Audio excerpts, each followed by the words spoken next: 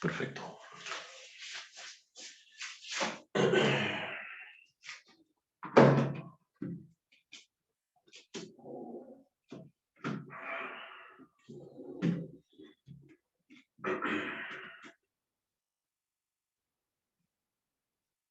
Metabolismo 1.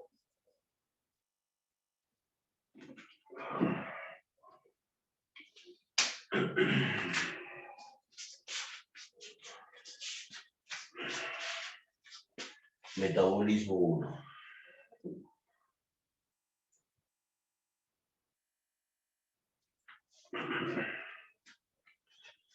A ver. Primero, nosotros sabemos algo del metabolismo, ¿cierto?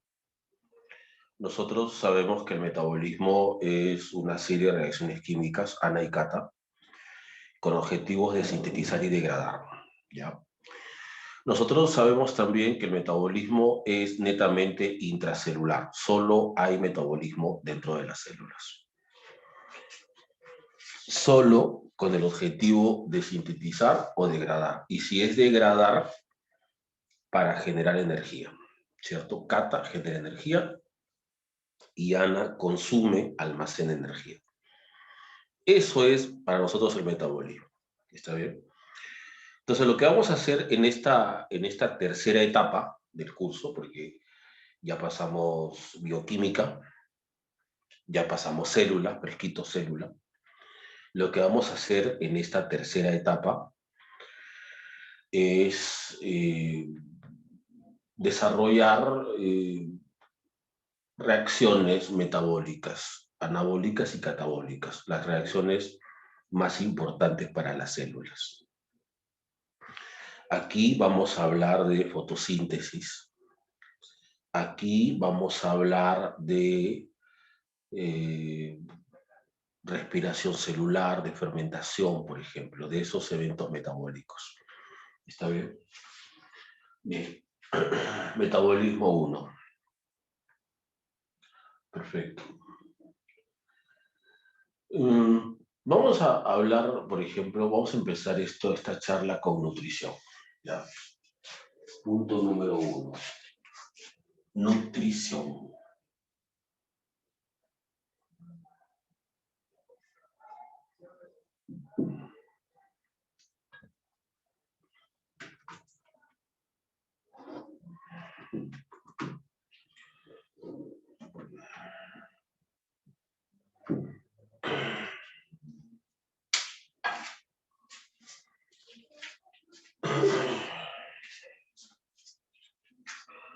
Nutrición. ¿Qué es nutrición, profe? ¿Qué es nutrición? Porque para las células nutrición es un proceso que se relaciona con el metabolismo. Ya, mira. Todo parte de lo siguiente. Todo parte de lo siguiente. Las células necesitan sintetizar. Las células sintetizan sus propios compuestos orgánicos.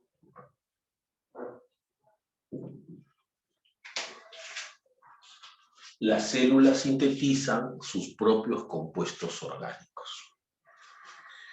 Las células, se supone que las células son capaces generalmente, de fabricar lo que necesitan y sobre todo si son moléculas importantes, por ejemplo, como los ácidos nucleicos.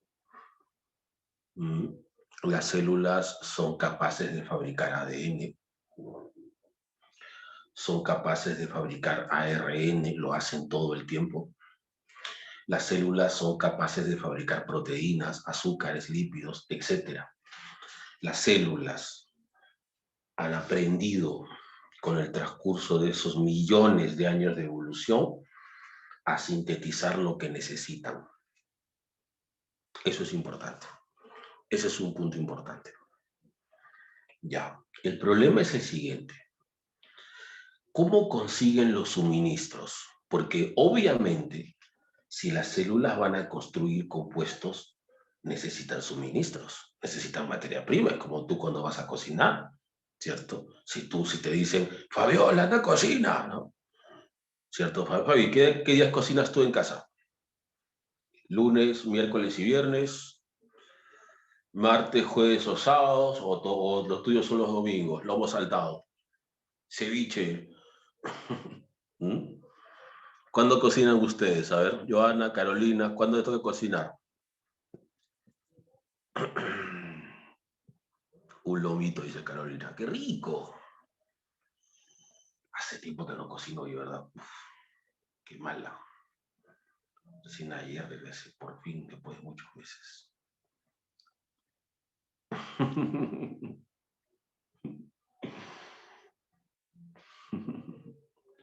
Los fines, Ernesto también, ¿no? Obvio.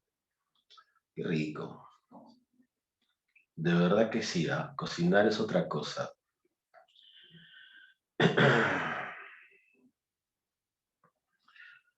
Y obviamente, si te van a mandar a cocinar, mínimo te deben haber comprado los ingredientes, pues, ¿no? O sea, si te dicen, a ver, Ernesto, hazte un lomito, Ernesto, ¿no? Entonces ya va, imagino, carne ahí, tomate, cebolla, ají, no sé, ¿cierto? Papitas. Obvio, obvio. En las células es igual. O sea, si las células van a cocinar azúcares, si van a cocinar proteínas, entonces se supone que hay suministros. Pero la pregunta es esa, ¿de dónde sacan los suministros? Ya. Y básicamente, ¿qué suministros necesitan? Bien. Bueno, para hacerlo sencillo,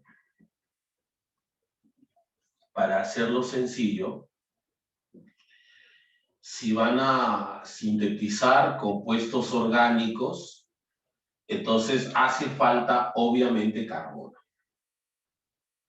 Se necesita carbono, una fuente de carbono. Y obviamente ese carbono lo van a sacar del exterior como suministro. La célula debe tomar del exterior una fuente de carbono. Y si van a unir esos carbonos, van a formar enlaces y para eso se requiere energía. Una fuente de energía también. Una fuente de carbono y una fuente de energía. También. Claro, por supuesto. Por supuesto. Sí.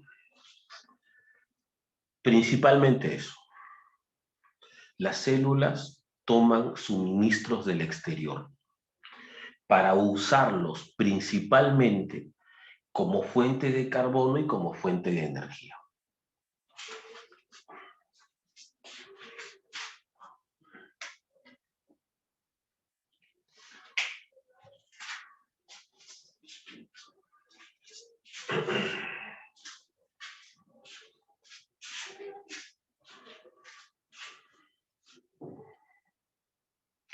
Profe, ¿y a esos suministros se les da un nombre específico? Sí, se les llama nutrientes. Estos suministros que las células toman del exterior como fuente de carbono o como fuente de energía, se le llaman nutrientes. Son nutrientes. Los suministros son los nutrientes. Y a todo esto se le llama nutrición. O sea, profe, ¿qué es nutrición? ¿Qué es nutrición? Ya. Es la capacidad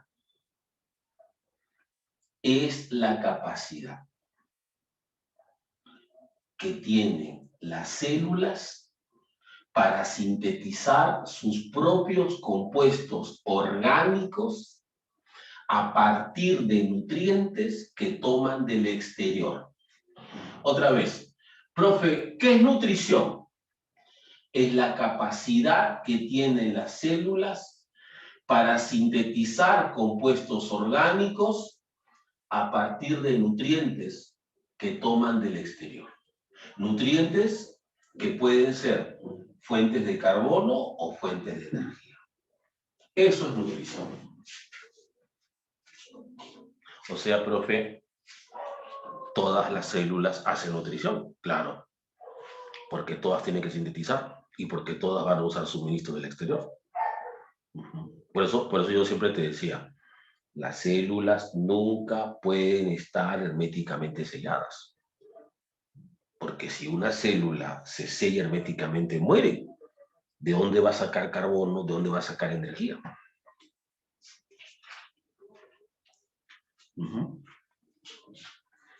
Está bien, profe.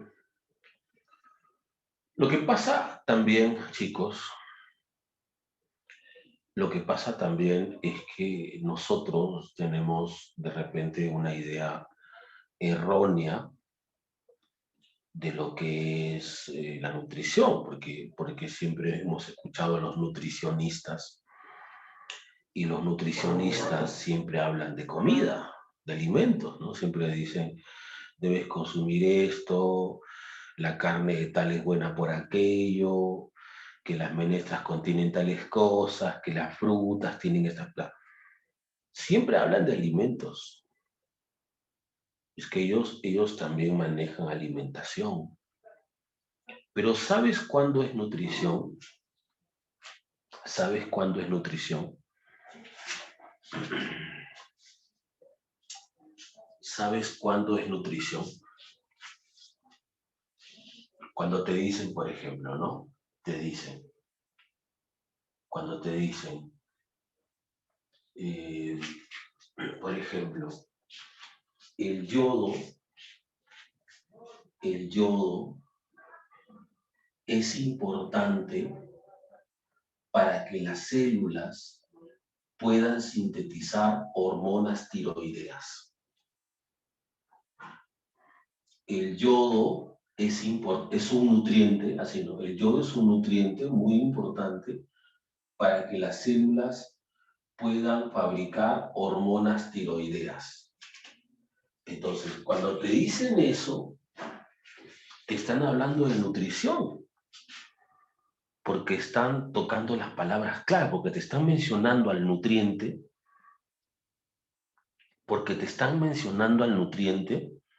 pero también te están mencionando al compuesto orgánico que se va a fabricar a partir de él o gracias a él. Eso es nutrición. Eso es nutrición. Es como cuando te dicen, la vitamina C es importante para que las células conectivas puedan fabricar colágeno. Vitamina C sería el nutriente y el colágeno sería la molécula orgánica que se va a fabricar gracias a él o con participación de él. Entonces, eso también es nutrición. En ese momento es nutrición.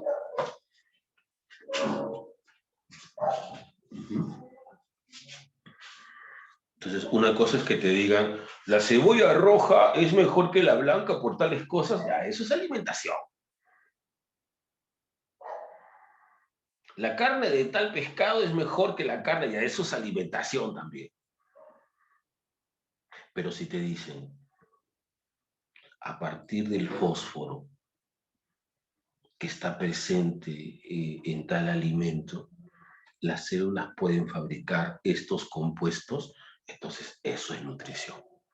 ¿Está bien? Nutrición es la capacidad que tiene la célula para sintetizar compuestos orgánicos a partir de nutrientes que toman del exterior. Los nutrientes siempre son los que están en el exterior. Bien, perfecto. Todas las células hacen nutrición, pero hay diversos tipos de nutrición. ¿Por qué, profe? Porque hay diferentes tipos. ¿Qué se diferencia? en la fuente de carbono y en la fuente de energía, porque no todos usan las mismas fuentes. Entonces, todos necesitan carbono, pero todos no lo obtienen de la misma manera. Entonces, si queremos clasificar los tipos de nutrición, debemos clasificar según de dónde sacan el carbono y según de dónde sacan la energía. ¿Está bien? Entonces, a continuación, tipos de nutrición.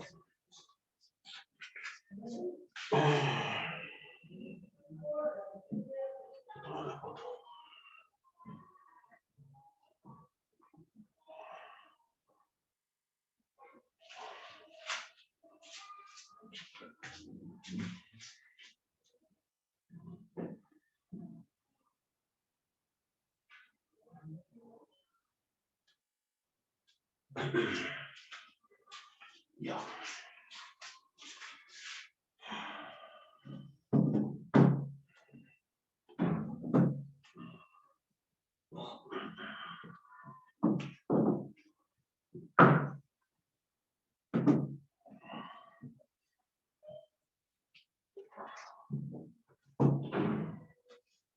Bien. A ver. Tipos de nutrición. Primer criterio.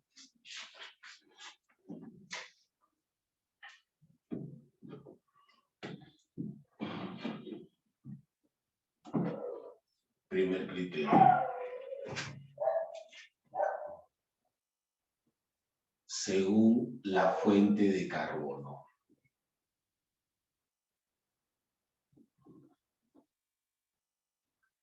Según la fuente de carbono tengo dos opciones. Dos opciones.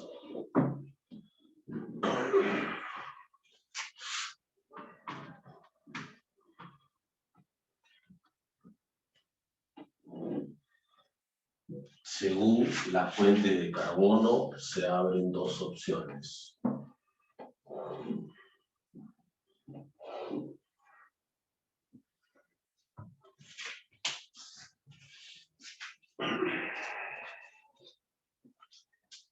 Las células pueden ser autótrofas o las células pueden ser heterótrofas.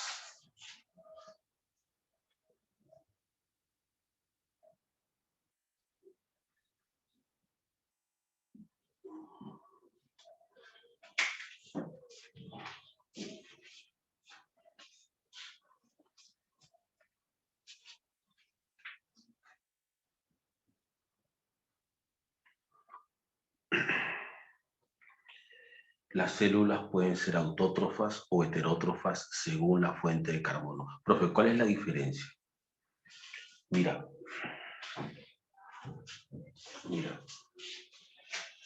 Si las células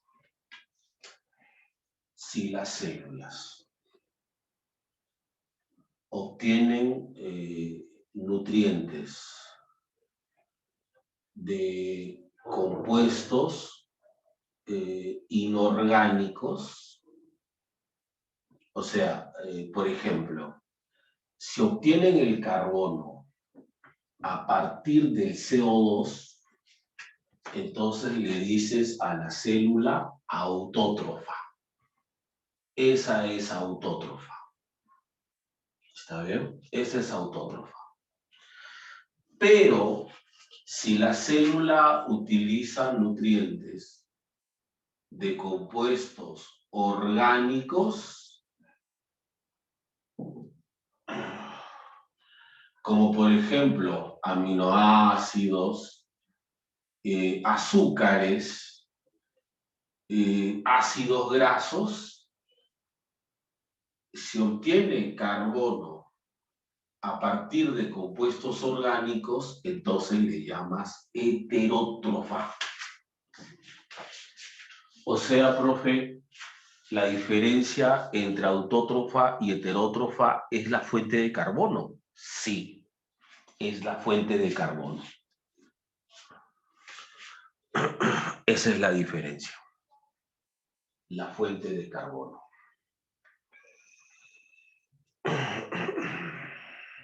Profe, ¿y por qué en la escuela nos dicen otra cosa? Nos dicen, si elabora sus alimentos, autótrofa, si no elabora, heterótrofa. Yo no tengo la más remota idea de dónde han sacado esa definición y por qué se enseña en todo el país, de costa a costa. No tengo ni idea. Porque además, si tú te das cuenta de esa definición escolar, dice elabora sus alimentos. Y yo te he dicho que alimentación es otra cosa. Así es que por donde lo veas, esa definición, si es que la tienes en la mente, que todos lo tenemos en la mente, sácala de ahí.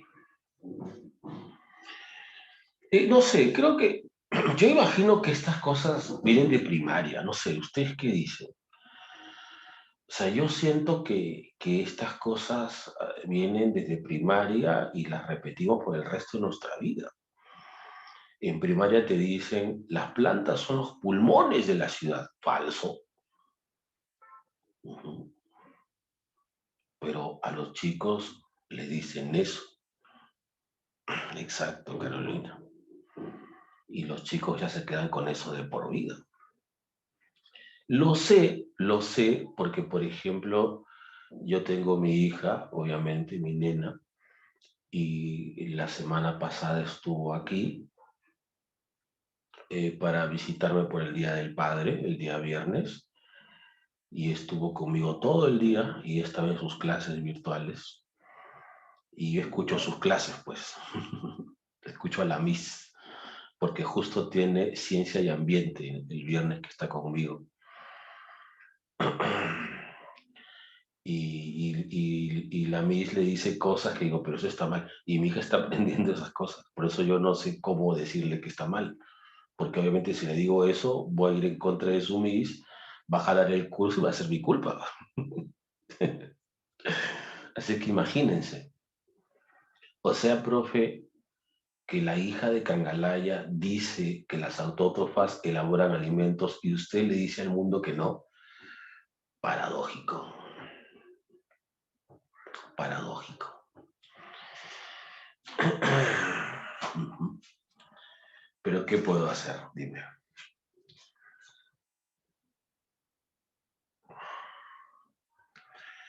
Sí, mayormente es el CO2, ¿ya? ¿Sabes lo que pasa, Aldo? Es que tenemos que trabajar con estándares ahí. En este tipo de temas, primero hay que generalizar. Eso es importante. Y ya después, cuando nos toque hacer taxo, por ejemplo, y veamos grupos en particular, ahí ya buscamos otras opciones. Pero por ahora mueres diciendo CO2. ¿Está bien? Muy bien.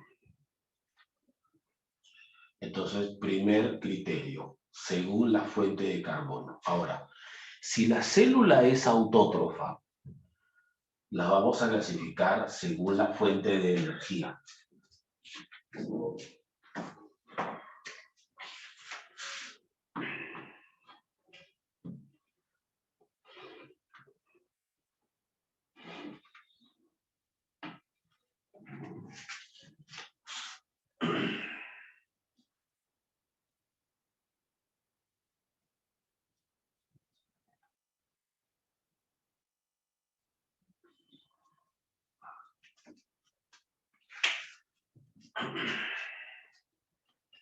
Y según la fuente de energía hay dos opciones. Las células o son quimiolito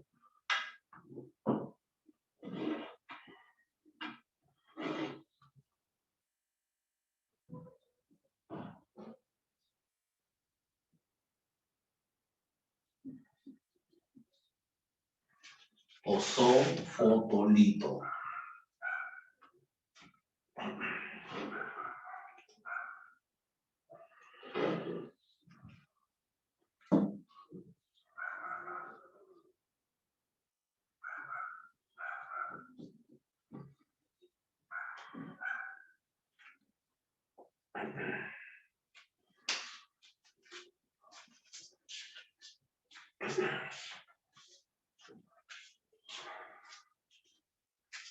son quimiolito o son fotolito. Dos opciones.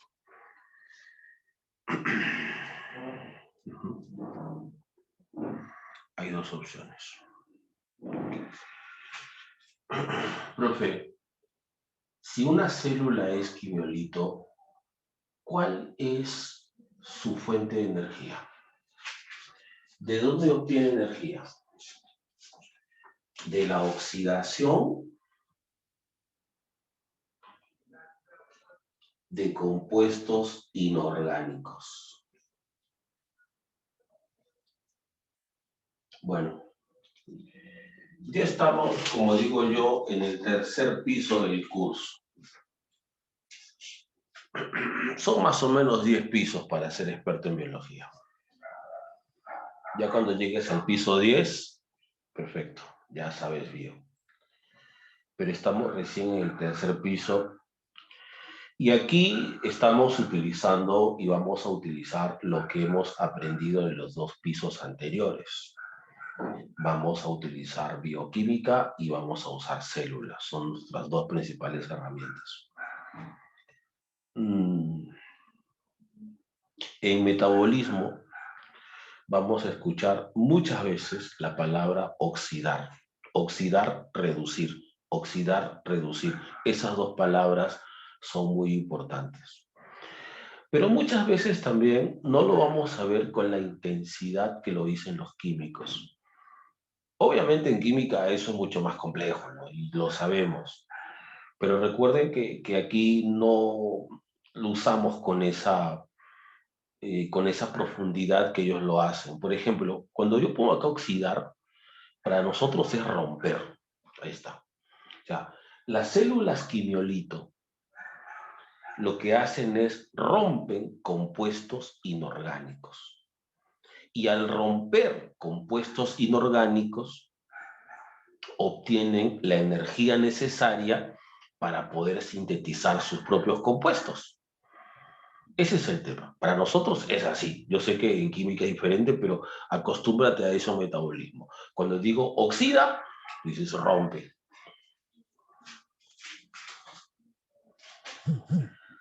Un ejemplo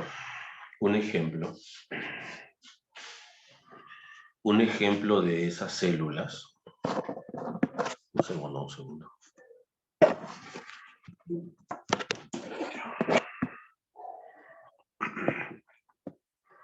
Un ejemplo de esas células, ¿está bien? Son las bacterias. Son las bacterias, pero no todas las bacterias. Son las bacterias de nitrógeno, del azufre y del hierro. Nitrosas, sulfurosas, ferrosas. Que justamente llevan esos nombres porque hace alusión a los compuestos que ellos pueden romper. Entonces, las nitrosas rompen compuestos que tienen nitrógeno, las sulfurosas, azufre y así. O sea, se les da un nombre justamente por alusión al compuesto inorgánico que ellas pueden romper.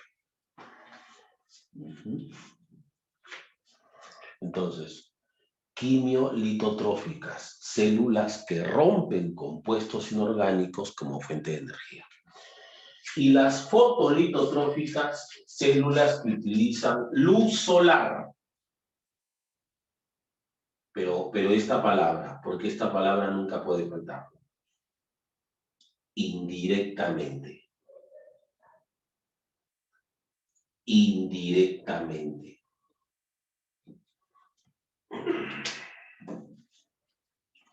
Luz solar indirectamente. Como fuente de energía. Por ejemplo, ahí tenemos a las bacterias también, pero un grupo que se conoce como las cianobacterias, las cianofitas antiguamente llamadas. También están aquí las algas y las plantas, las células vegetales. También fotolitotróficas, luz solar indirectamente.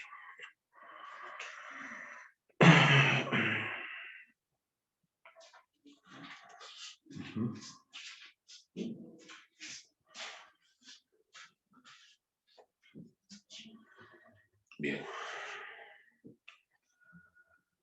Profe. Sí, claro, Aldo, sí, son bacterias. Claro, son bacterias. Son procariotas.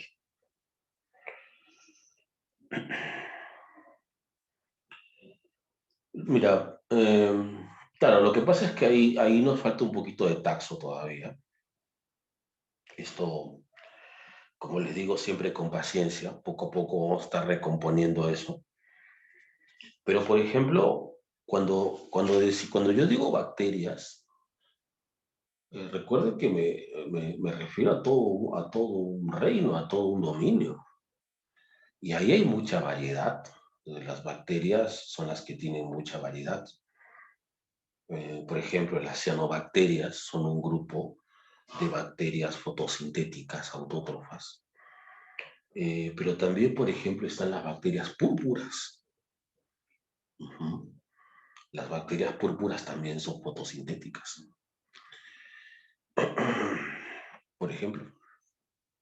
No, y no cualquiera, porque las bacterias púrpuras son las bacterias o los organismos fotosintéticos más eficientes del planeta. Ojo. Son los más eficientes del planeta. Profe, ¿en qué sentido? Que aprovechan mejor la luz. O sea, a ver, para que tengas una idea. Las plantas, de toda la luz que reciben, solo aprovechan un 10%. O sea, el sol le da una cantidad de energía, pero la planta solo aprovecha o puede aprovechar el 10%. Es una cantidad pequeña. En cambio, las púrpuras aprovechan el 90%. O sea, dicho de otra forma, si las plantas tuviesen la tecnología de las bacterias púrpuras, sus frutos serían más grandes y más abundantes. O imagínate un árbol de mandarinas, pero por 9. Imagínate un árbol de una vid, así, y sus racimos, pero por 9 de eficacia. Es otro nivel. Y a veces nosotros no hablamos mucho de esas bacterias, pero hay muchos tipos de bacterias, ¿está bien? Ahora quiero enfocarme en esto. Profe, ¿por qué indirectamente? No entiendo.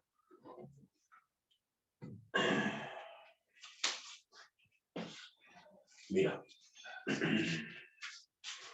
¿por qué le digo indirectamente? Sí, ya. Este es el problema, este es el detalle. Este es el asunto. ¿Sí? Este es el asunto.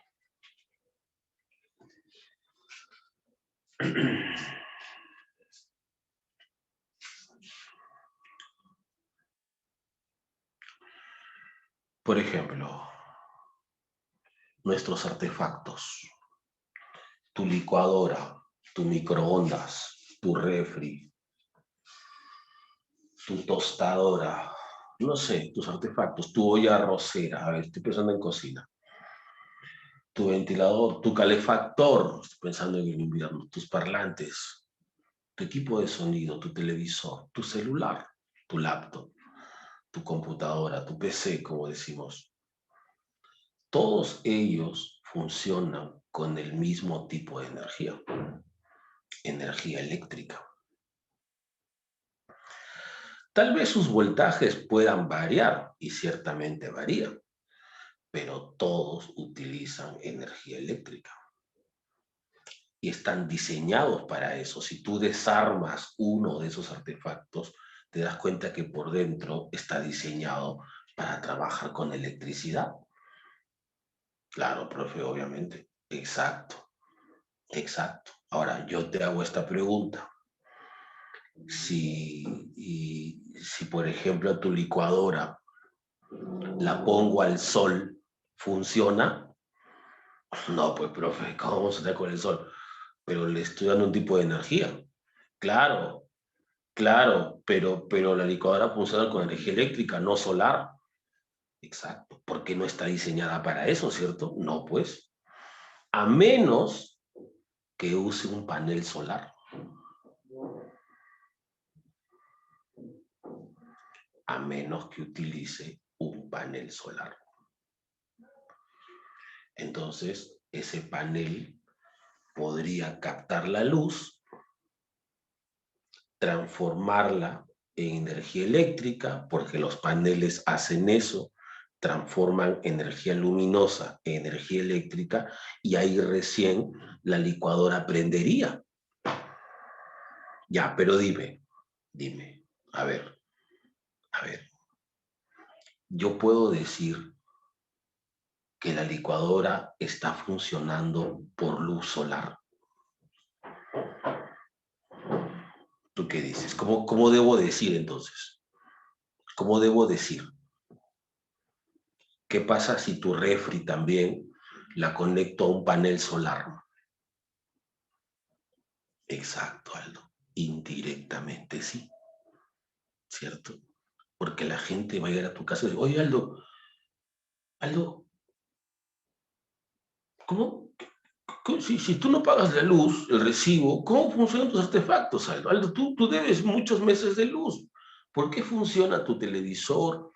¿Por qué funciona tu refri? ¿Por qué estás licuando, Aldo?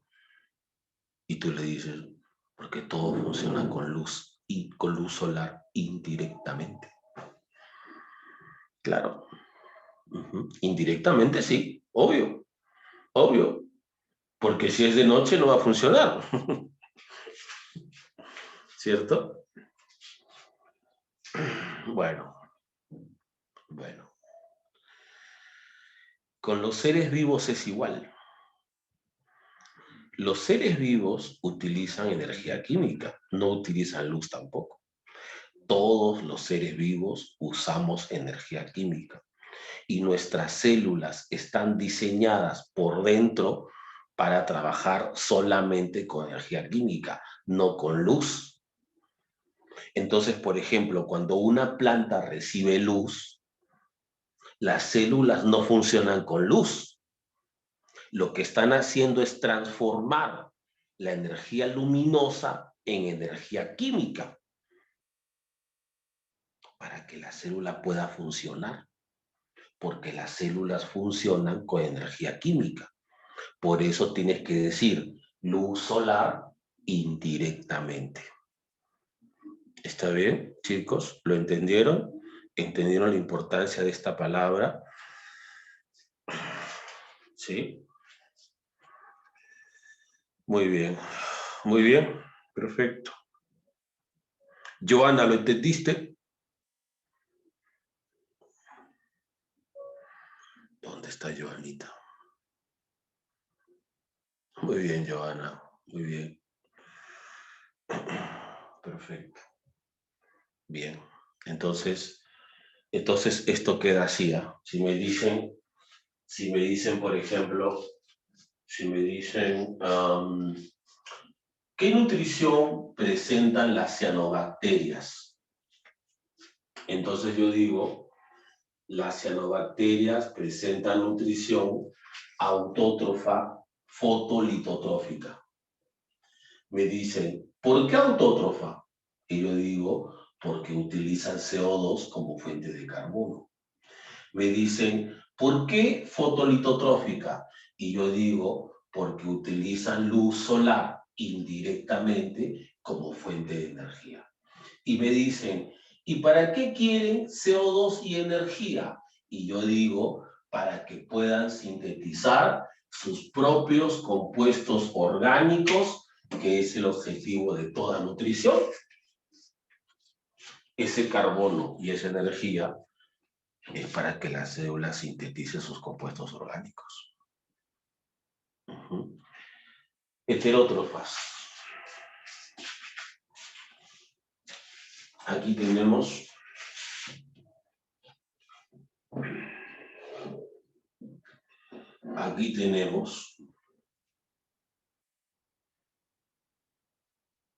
como fuente de energía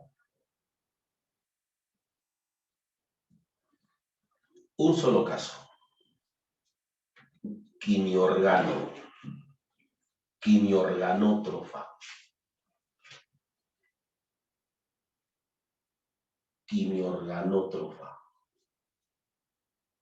Células que utilizan como fuente de energía la oxidación de compuestos orgánicos.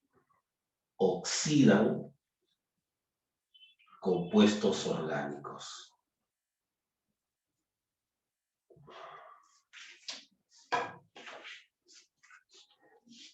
Por ejemplo, bacterias también, porque también hay bacterias heterótrofas, por ejemplo, las que provocan la descomposición, la que descomponen los alimentos, las que pudren los alimentos, las que descomponen los cadáveres, esas son bacterias heterótrofas.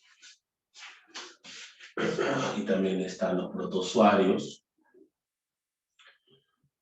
y también están los hongos, y también están los animales.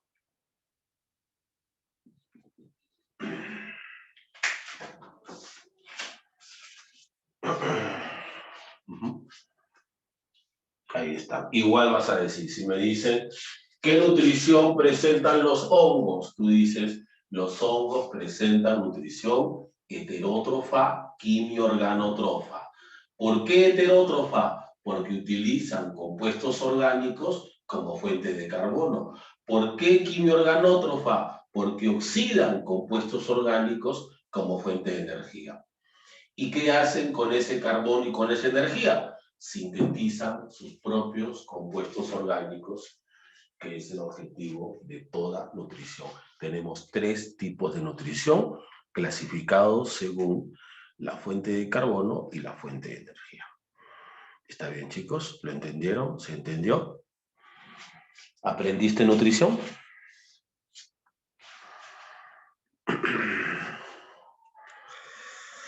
Muy bien, muy bien, muy bien. Carolina, muy bien. Fabi, muy bien.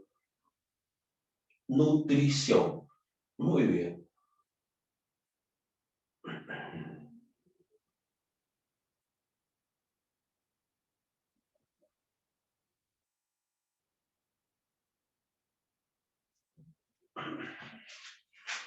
Bien.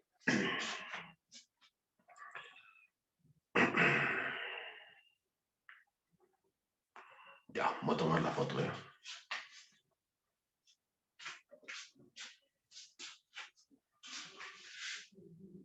Listo.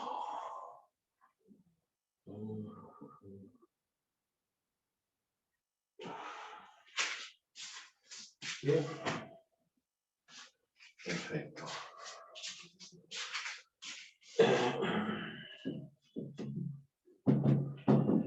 Primer tema entonces, nutrición. ¿Está bien? Ahora vamos con el segundo tema de metabolismo. Segundo tema. Aquí vamos a hablar de las enzimas. ¿Está bien? Vamos a hablar de las enzimas.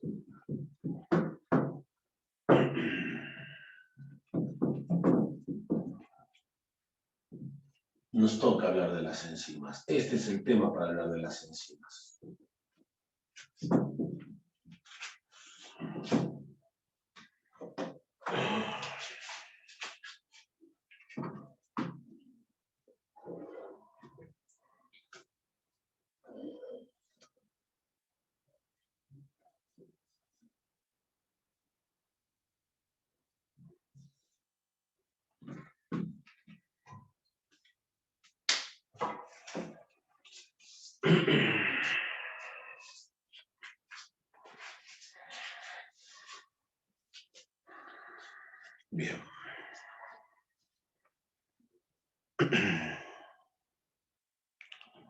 Hablemos de las enzimas. Profe, ¿qué son las enzimas? ¿Qué son?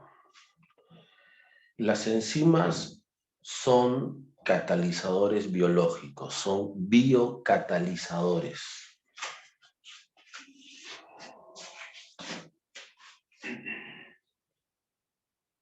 Biocatalizador.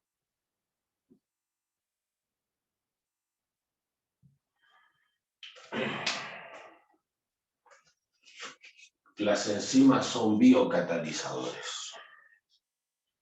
Muy bien. Perfecto.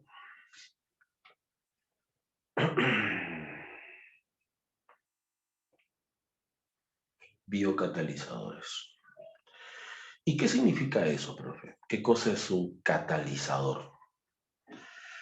Un catalizador es un compuesto que acelera las reacciones químicas.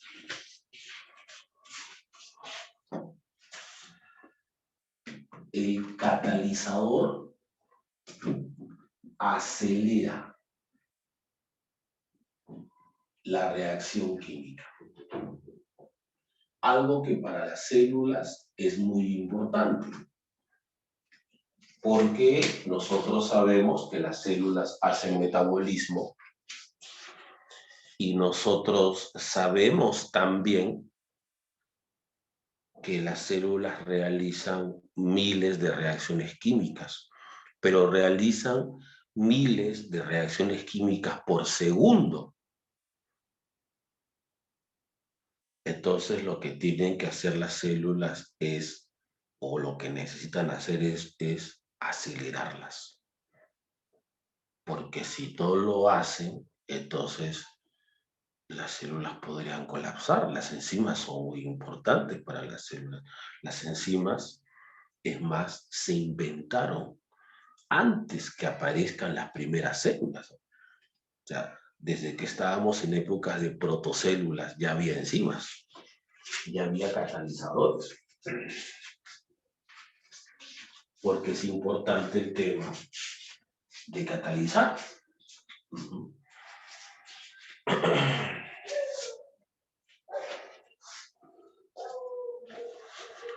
¿Cómo es eso, profe? O sea, mira, a ver, si queremos hacer una comparación, si queremos comparar, por ejemplo, podemos compararlo, a ver, con la tecnología, sería como el RAM de los celulares. Ahora, últimamente, cuando nosotros compramos celulares, somos un poquito más exigentes ya con el soporte, ¿cierto? Con la pantalla, con las imágenes, pero también somos exigentes, por ejemplo, con la cámara. Queremos que tenga más píxeles. Queremos que tome fotos y videos en Ultra HD, por ejemplo, con mejor definición. Queremos que tengan más memoria, obvio, porque obviamente esos videos en HD son más pesados.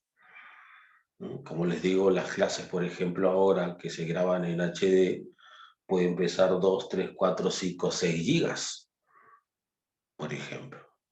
Lo que el año pasado era 300 megas, creo, nada más. Mira, imagínate. Pero ahora son mucho más pesados. Queremos también que sus baterías carguen rápido. O sea, lo que todos queremos es que la batería dure más tiempo y se cargue más rápido. También no queremos que esté muchas horas conectado. O sea, queremos que esté conectado media hora y que ya haya cargado un 80%, ¿no? Eso queremos. Pero también queremos que sean veloces. Y eso es un punto muy importante. En el caso de un celular, lo que le hace veloz es el RAM. Entonces, lo que tú tienes que ver ahí es el RAM. Tienes que ver un celular que tenga buen RAM. ¿Por qué? ¿Por qué? Porque si tú le subes la velocidad a tu Wi-Fi, si tú logras convencer en casa para que le suban la velocidad, que te suban a 200 megas de velocidad, o sea, que esté volando, que se te erice el cabello cada vez que prendes el Wi-Fi. Si tu celular tiene bajo RAM, por las puras esas, es más, se va a poner más lento. ¿Tanto así, profe? Sí. O sea, si tú le vas a meter más velocidad a tu Wi-Fi, le vas a meter más megas, tienes que mejorar todos tus equipos. Laptop, PC, televisor, celulares, todo. Porque ahí recién tú vas a sentir la velocidad. De nada te sirve tener tu celular viejito y le subes la velocidad. Peor es, pero no tanto como peor. No, sí, es peor. ¿Eh? ¿En qué sentido, profe? Es que estos Wi-Fi de alta velocidad solo le dan la potencia máxima a un celular que tenga alto RAM. Si tiene bajo RAM, le dan la menor, la mínima, peor que tu otra empresa que habías contratado. ¿Tanto así, profe? Sí. Entonces, cuando tú tienes un celular de alto RAM, mucho RAM, tú puedes abrir muchas aplicaciones al instante. Puedes jugar con esas apps que son bien pesadas y consumen mucha velocidad. Y no se cuelga el celular. Nunca se cuelga. Pero si en cambio quieres hacer lo mismo con un celular que no tiene mucho RAM, colapsa. Se lajea, como decimos. Lag. Claro. Ese es el problema. Lo que es el RAM para tu celular es o representan las enzimas para las células. Las enzimas son las que le dan velocidad a la reacción, algo que a las células obviamente les conviene. Porque si las células tienen que realizar 100.000 reacciones por segundo, les conviene que sean reacciones muy rápidas. Esa es la comparación que yo hago para que ustedes resalten el tema de las enzimas. Entonces, todos los seres vivos, todas las células tienen enzimas, porque todas hacen metabolismo y porque todas necesitan acelerar sus reacciones. Ya, pero aparte de eso, que es importante, ¿cuál es el trasfondo de eso? O sea, que cuando la célula acelera sus reacciones, en el fondo está en busca de ¿qué? En el fondo, lo que quiere hacer es bajar los costos energéticos de las reacciones. O sea, las enzimas aceleran la reacción química,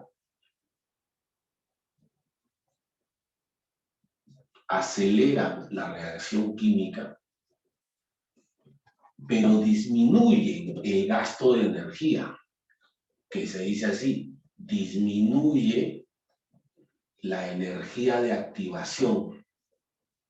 Ahora te explico eso, no te preocupes.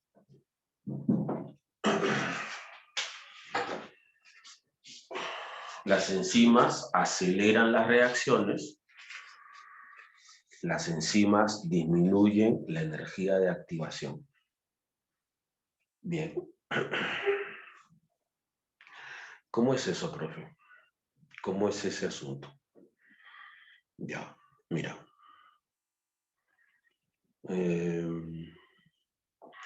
Creo que también nos puede servir el ejemplo de los celulares. Por ejemplo, a ver, yo tengo dos celulares. Tengo uno que es el que utilizo para descargar los videos y colgarlos, y tengo el antiguo, el que me mantuvo con vida todo el año pasado pandémico.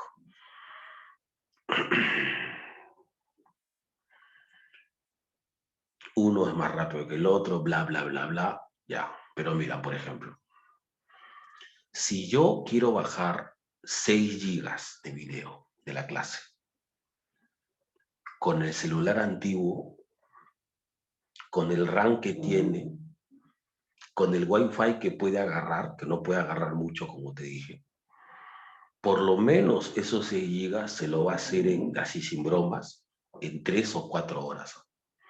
¿Tanto así, profe? Sí. Es un caos total, ese es el... ¡Wow! Sí, en serio, en serio. Uh-huh. Así de fea es la cosa. Y cuando yo envío mis videos, por ejemplo, para provincia, que grabo videos y los mando para que los chicos puedan ver, que pesan entre, como están grabados en Ultra HD, pesan entre 15 y 20 gigas. Eso lo manda para enviarlo. La verdad te voy a decir, es casi un día para él.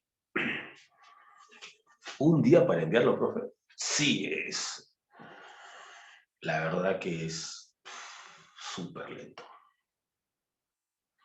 En cambio, con el celular más modernito, más nuevecito, más fresco, con más RAM y todo, con más potencia, más potente, para descargar el video de 6 gigas lo hace en 20 segundos. En 20 segundos lo baja. Profe, 6 gigas en 20 segundos, sí. Uh-huh. Y para enviar el video de 15 a 20 gigas de clase, son casi 2 horas de clase grabadas, lo envía en 1 hora y media. Así, es súper potente. Y obviamente eso a mí me conviene, o sea, mientras más rápido, mejor, ¿cierto? Ya, pero el asunto es este. Evalúalo desde el punto de vista energético. O sea, uno va a descargar un video en 5 horas y el otro lo va a hacer en 20 segundos. ¿Quién gasta más energía? Profe, yo imagino que el celular viejito estará enchufado todo el día. Claro. Entonces, mientras más lenta sea la reacción, más gasto de energía tendrá la célula. Pero mientras más rápida sea la reacción, menor será el gasto energético. A las células les conviene que las reacciones sean rápidas, cosa que eso le genera un ahorro de energía. O sea, en el fondo, en el trasfondo, la idea es esa, bajar los costos energéticos. Porque claro, si están realizando 100.000 reacciones por segundo, ¿tú te imaginas el costo de eso? Claro, profe, me imagino que es un costo muy, o sea, la vida cuesta muchísimo, entonces, claro, claro. Profe, pero, ¿qué cosa es energía de activación? Ya, mira.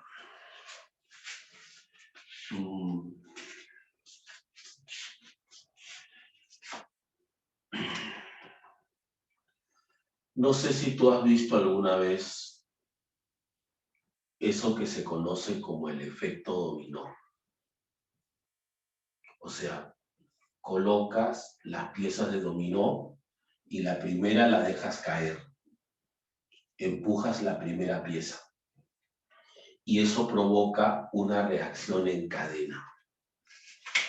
Hasta que se cae la última pieza. Claro, claro, profe. Sí conozco el efecto dominó. Muy bien. Las reacciones químicas son así. Se dan una detrás de otra, como el efecto dominó, sin parar. Ya. Pero hay una diferencia en el tema energético. ¿Cuál es? En el caso del efecto dominó, la energía con la que se cae la primera pieza es la misma con la que se cae la segunda, la tercera, la cuarta. Todas van a usar la misma energía. Es una constante. No hay diferencia. No hay ninguna diferencia entre la energía que gasta la segunda pieza para botar la tercera o la pieza 1000 en botar la pieza 1001. Es la misma energía. En el efecto dominó es una constante, pero en las células no es así. En las células, la primera reacción es la más costosa. Iniciar una reacción química es la que más cuesta. Y ya las demás cuestan menos. La primera reacción puede representar el 50% del total de energía. Entonces, la primera reacción es la que necesita más energía. Y esa energía se llama así, energía de activación. Esa se llama así, la energía de activación. Entonces, cuando las enzimas bajan los costos, a la que le bajan más el costo, esa es la primera, que es la más costosa además. Entonces, cuando dicen las enzimas disminuyen la energía de activación, se refieren a esa, a la primera. Porque en las células, la reacción que gasta más energía es la primera, es la más costosa.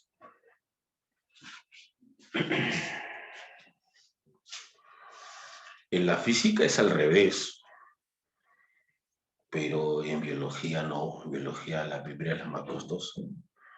Ese es el tema, ese es el dilema.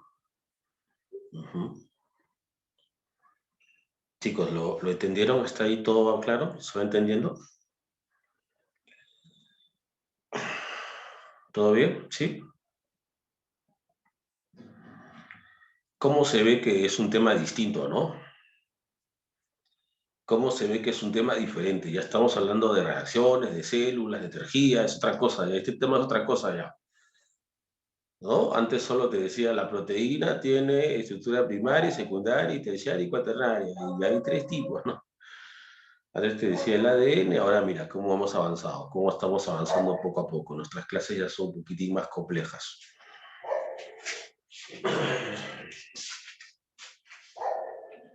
Un poquitín más complejas. Bien, ese es un punto, ¿está bien? Ese es un punto importante.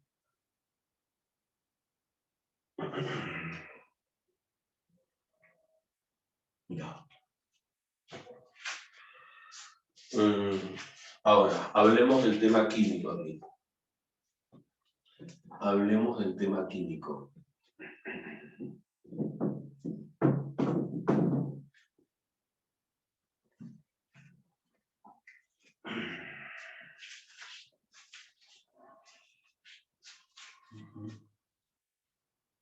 Hablemos del tema químico.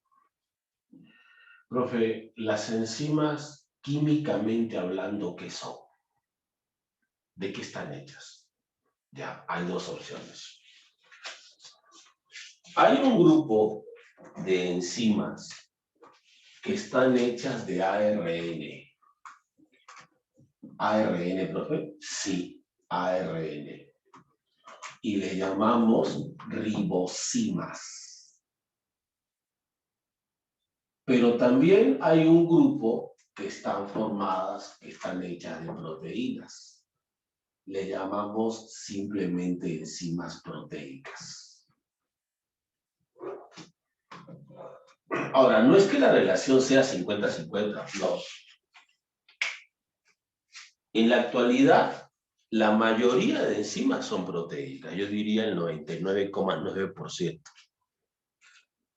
Una pequeña porción son las enzimas ARN. Pero hay otro detalle ahí. Hace millones de años, cuando las células no existían, en la época precélulas, protocélulas, las enzimas que más abundaban eran las enzimas ARN, eran las ribosimas. El 99,9% eran ribosimas. Ya con el paso de los años, las proteínas se desarrollaron, las células sobre todo le dieron mucha importancia, apostaron por las proteínas y las ribosimas poco a poco fueron cayendo en desuso, pero todavía tenemos algunas. Por esa razón, no podemos decir todas las enzimas son proteicas. Falso, porque todavía hay enzimas ARN, todavía hay ribosimas. sea que ahí debes tener cuidado. Te dicen, todas las proteínas, todas las enzimas son proteicas. Falso, porque existen las ribosimas. Bien. Hoy día no vamos a hablar mucho de las ribosimas. Yo solamente quiero que entiendas que son enzimas ARN y tú ya sabes cómo cómo es el ARN. Sabes que tiene ribonucleótidos, enlace fosfodiéster, adenina, uracilo, guanina, eso ya lo sabes. Pero hoy no vamos a hablar de ellas. Hay una clase en la que vamos a mencionarlas y conversar sobre ellas. Hoy vamos a hablar sobre las enzimas proteicas, sobre las más abundantes. Vamos a hablar de la estructura, y por si acaso le digo, vamos a hablar de la estructura de las enzimas proteicas, o sea, algo que solamente vale para ellas, ¿no? Porque tú sabes a estas alturas perfectamente que proteína y ARN son muy diferentes, ¿eh?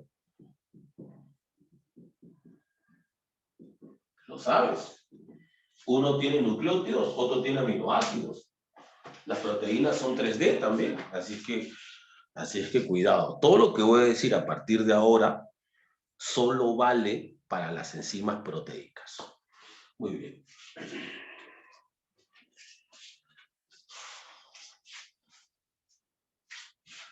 Las enzimas proteicas. Las enzimas proteicas tienen dos componentes. Tienen un componente proteico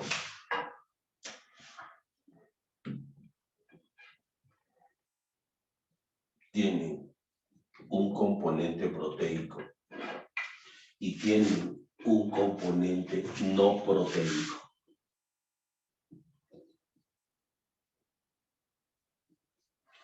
A ver, pregunto, ¿te acuerdas cómo se le llama a esas proteínas cuando hicimos la clasificación? Que tienen parte proteica y parte no proteica. ¿Te acuerdas cómo le decíamos? ¿Cómo las clasificábamos?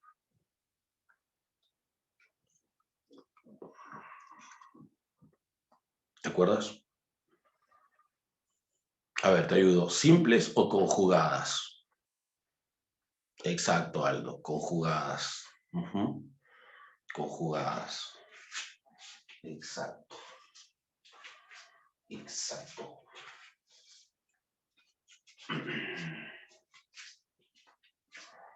Exacto.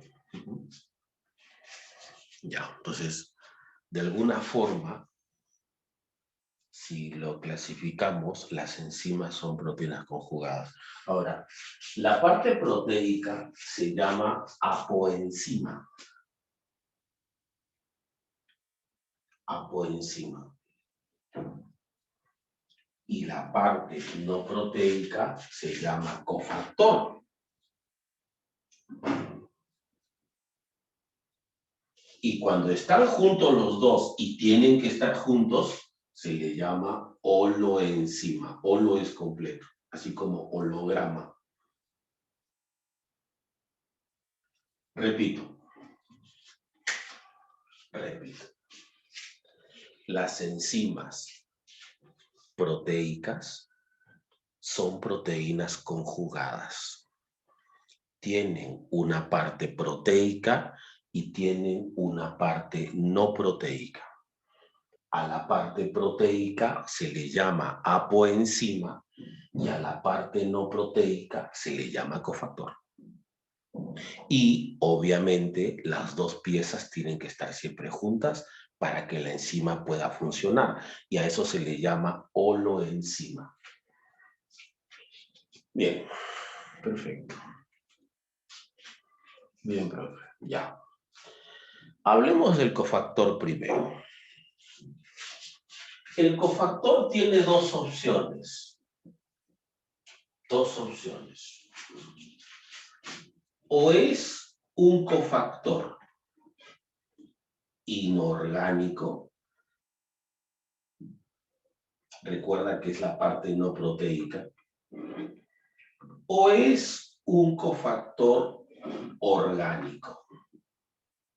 Tiene dos opciones. O es un cofactor inorgánico o es un cofactor orgánico.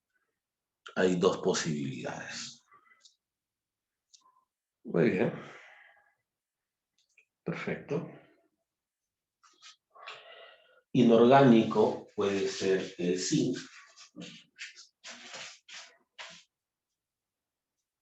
Inorgánico puede ser el manganeso.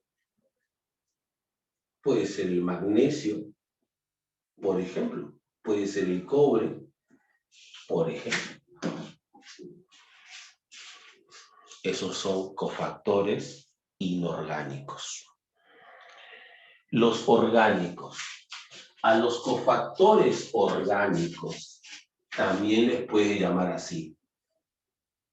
Coenzima. Un poquito como para diferenciarlos. Para diferenciar un cofactor inorgánico de uno orgánico, le puedes llamar coenzima. Las principales coenzimas son las vitaminas del complejo B.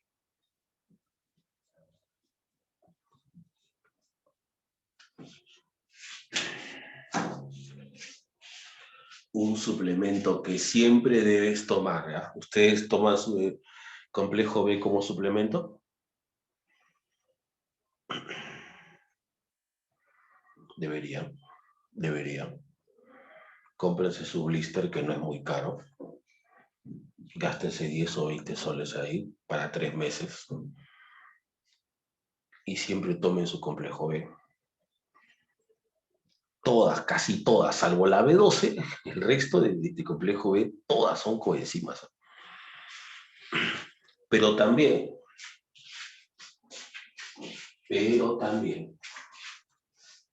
tres coenzimas que nosotros vamos a conocer muchísimo aquí en metabolismo.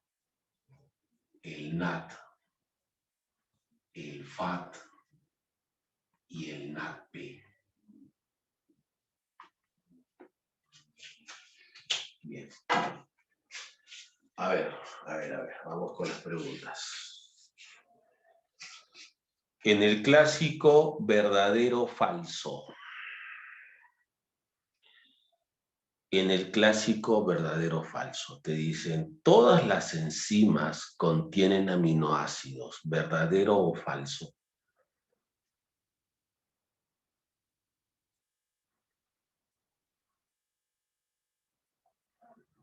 ¿Qué dicen? Todas las enzimas contienen aminoácidos, ¿verdadero o falso? Claro, obviamente falso, exacto, Aldo, falso. 2. En el clásico verdadero falso. En el clásico verdadero falso. Te dicen, por ejemplo, te dicen, las coenzimas aceleran las reacciones químicas, ¿verdadero o falso?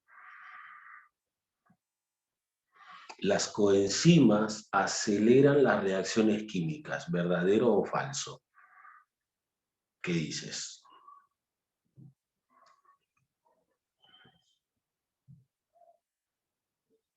Falso, porque no es la coenzima, es todo, no es una parte, todo es lo que acelera, es toda la enzima. ¿Está bien? Perfecto. Ya. Seguimos entonces. Entonces, resumen. El cofactor es la parte no proteica y tiene dos opciones. O es inorgánico o es orgánico. El inorgánico puede ser el zinc, el manganeso, el magnesio, el cobre, etc. Y cuando el cofactor es orgánico, también le puede llamar coenzima y tienes como ejemplo a las vitaminas del complejo B, casi todas, y también tienes al NAT, FAT y al NADP, que son nucleótidos por si acaso. Bien. Ahora hablemos de la apoenzima, de la parte proteica. Bueno, como es proteína, Tiene aminoácidos, pero sobre todo, ¿sabes qué? Tiene estructura 3D. Es 3D. Es terciaria. La apoenzima es una proteína terciaria, tridimensional, que tú sabes que las proteínas tienen que ser tridimensionales para que puedan funcionar. ¿Cierto? Claro, profe. Ya, esa es 3D.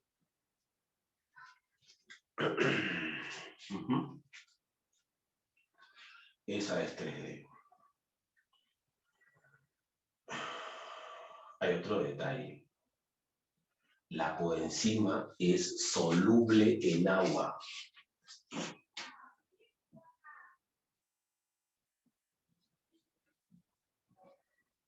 Las enzimas son solubles en agua.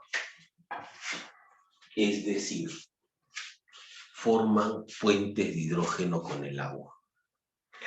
¿Te acuerdas qué disolución es esa? ¿Iónica o molecular? ¿Qué disolución es esa? Es molecular, exacto, es molecular. Ajá, es molecular. Es disolución molecular. Correcto. Pero hay un punto importante ahí también. Cuando el agua disuelve a las enzimas, les ayuda a conservar su forma. Por lo tanto, si la enzima está hidratada, si la enzima está disuelta, puede mantener su forma. Y tú sabes que para una proteína 3D, mantener su forma significa mantener su función. Claro, profe. O sea, traducción, ¿las enzimas solo trabajan en medio acuoso? Sí. Las enzimas solo trabajan en medio acuoso. Las enzimas necesitan de agua. Las enzimas necesitan de agua para trabajar. Ya. Otro punto. La coenzima presenta una zona conocida como el sitio activo.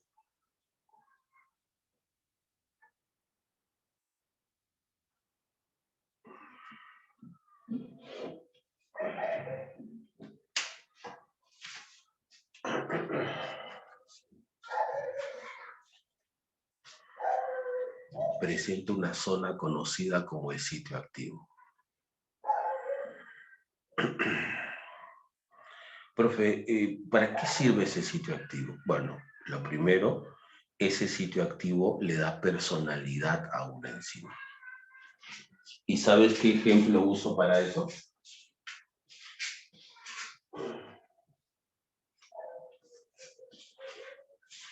Una llave. ¿Qué es lo que hace que esta llave sea diferente a esta llave?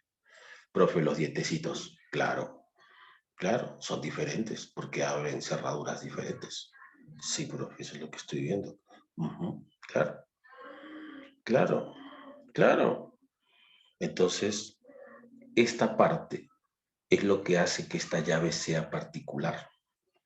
De igual manera, el sitio activo tiene una forma 3D que hace que la enzima sea particular, pero más importante, hace que la enzima sea específica. Es decir,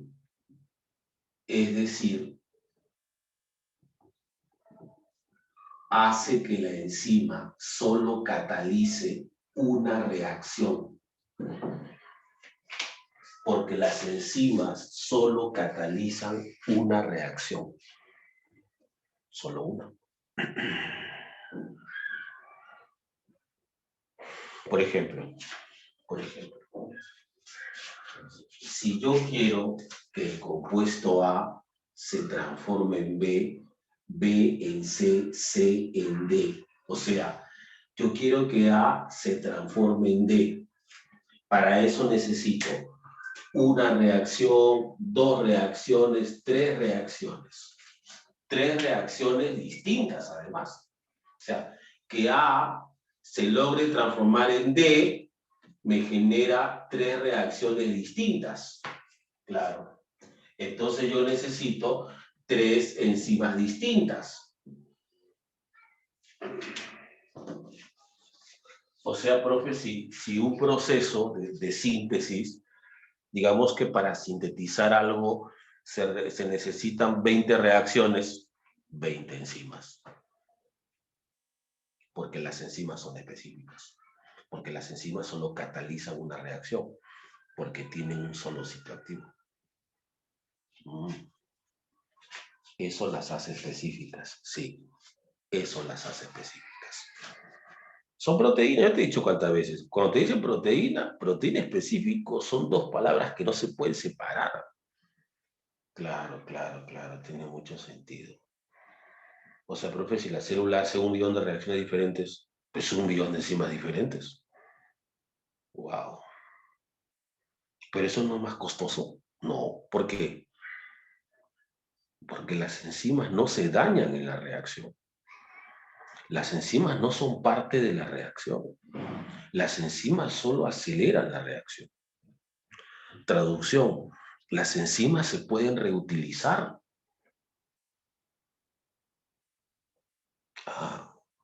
O sea que una sola enzima cataliza una reacción, pero puede catalizarla muchas veces. Sí.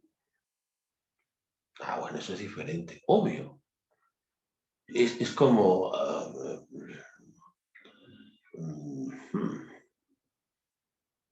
es como una fábrica, no sé. ¿Ustedes saben algo de matricería? ¿Saben lo que es matricería? ¿Alguien? ¿Los chicos, las chicas? Nada. Aldo, tú. Carolina, Joana, Fabi.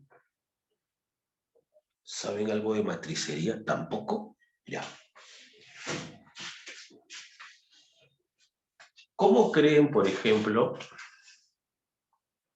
que se forma, cómo creen que hacen estas tapas? ¿Cómo hacen estas tapas? A ver. ¿Cómo crees que hacen estas tapas? Con un molde. Pues ese molde se llama matriz, Aldo. Ese molde es una matriz. Y es de acero. Y lo puedes usar muchas veces, no solo una vez. Entonces tú pones el molde, inyectan el plástico y listo. Otra vez plástico y así van formando. Una sola matriz puede hacer miles de estos por día. Y para cada pieza utilizan una matriz diferente. Y ya luego viene el empleado o una máquina o un robot y junta las piezas. ¿Sí? Así es, así funcionan las matrices. Todo es por matrices, tu control remoto, tu tele, todo. Tu celular también. ¿Cómo crees que hay millones de celulares como el tuyo? Por matricería. Eso lo hacen los maestros matriceros. Pero ¿y usted cómo sabe tanto de eso? ¿Cómo sabe usted esas cosas? Muy fácil, mi viejo es matricero. Él me enseñó todo eso. De razón, profe. Sí, pues, la verdad. Y sí, tiene razón. Siempre me decía eso. Todo en el mundo es matricería. Pero la gente no lo sabe. Lo acabo de confirmar. Entonces, una enzima es como una matriz. Puede catalizar una reacción, una reacción, una reacción, una reacción. Puede catalizar 1000 reacciones, 2000 por segundo. Claro, profe. Entonces, de esa manera, las células ahorran costos también. Yo no he dicho que no sea de un solo uso. Las enzimas son de múltiples usos, son reutilizables, son reusables. Obviamente todo para ahorrar costos. Claro que una vez que la enzima se daña, porque se va a dañar, entonces ahí recién se reemplaza. Claro, claro, claro. Como todo, ¿no, profe? Se gasta. Claro, como todo, pues. Claro, así es, Carolina. O sea que las células tienen ejércitos de enzimas trabajando. Mira, ¿Te acuerdas de nuestra religión? Nuestra religión empezó siendo así. La religión, la primera temporada fue así. Un gen, una ARN, una enzima, una reacción. Porque obviamente, si las enzimas son proteínas, depende de los genes. O sea, profe, que las enzimas es de herencia genética, obvio. O sea que si tengo una enzima fallada es por culpa de mis genes, sí, y de tus viejos. Por ejemplo, yo tengo fallada la enzima lactasa. La lactasa la tengo fallada. Por eso no puedo romper lactosa y por eso soy alérgico. Pero eso lo he heredado de mi madre. Mi madre es como yo, aunque a ella le da igual, obviamente. Esa come arroz con leche porque le hagan comer arroz con leche. Así de simple. No importa, dice. No, no importa, no. Yo estoy 3, 4 días mal, me duelen las tripas 4 días, es mucho. Nah, dice. No, no, y encima toma leche pura, Carolina. No sé cómo hace esa mujer. Y ella es alérgica como yo. No sé, no sé, no lo sé. No lo sé, Rick, como dice la gente. Pero antes era así, o sea, la primera temporada de nuestra religión era así. Un gen, una ARN, una enzima, una reacción.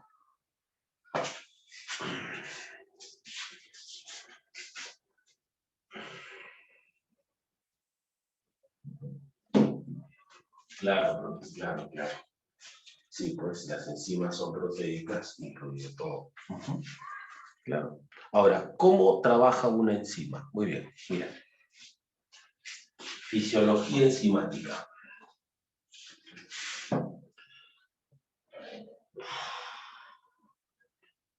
Fisiología enzimática. En 4 pasos.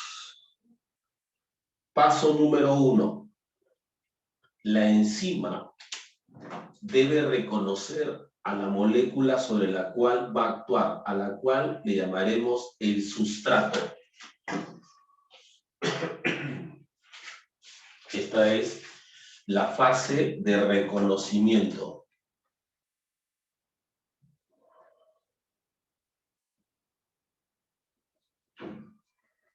Es como esto, mira. Es como cuando llegas de la calle, como siempre. Es como cuando llegas de la calle y sacas el llavero y escoges la llave que vas a usar para esa puerta, porque tú sabes cuál es la llave, ¿cierto? Tiene una marquita o algo especial o un color. ¿No? Dices, ¿esto cuál era la llave? Y reconoces la llave para entrar. Entonces, el paso número 1 de una enzima es, apoyándose en su sitio activo, reconocer a la molécula sobre la cual va a actuar. Ese es el reconocimiento. Y a la molécula sobre la cual va a actuar se le llama el sustrato. Paso número 1.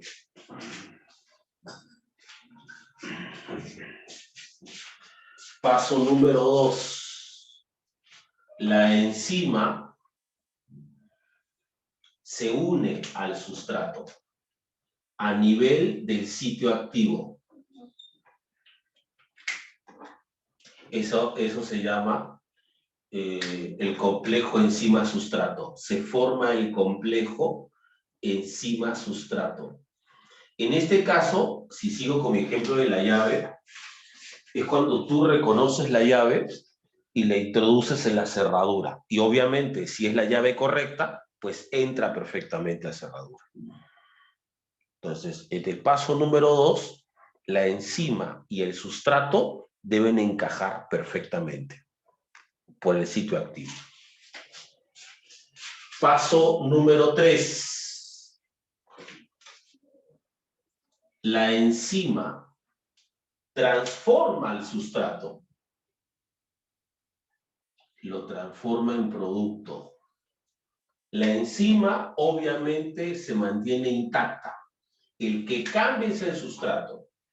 El sustrato se transforme en producto. A esa etapa le llamo catálisis. Catálisis.